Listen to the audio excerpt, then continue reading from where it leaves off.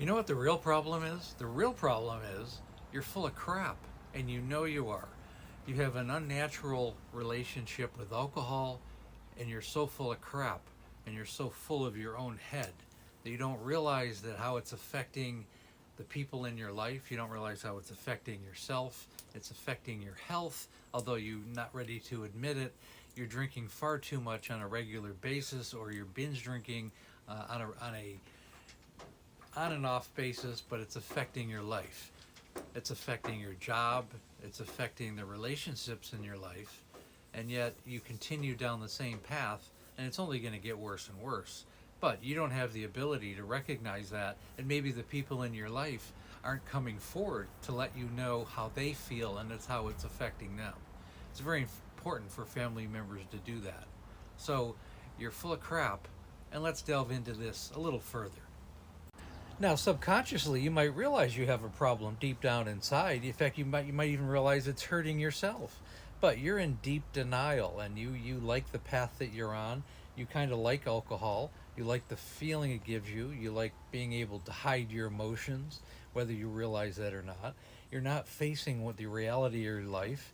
And the further you go down this road, the more alcohol that you drink, the more alcoholic that your body's going to require to get to that level. And eventually it's going to get to the point where you have serious health issues, and yet you're still going to face that denial. Unless you have people in your life that can come forward and create boundaries and say, you need to stop this, or we're not going to be in your life. And if that's not a motivator, then it may be too late, or it's going to be a much greater uphill battle. But again, you're full of crap. The sooner you realize that, the sooner that you understand your denial, the sooner that you can move forward to get the help that you need, make the right choices, work on yourself. This is all about working on yourself, not blaming everything and everyone else.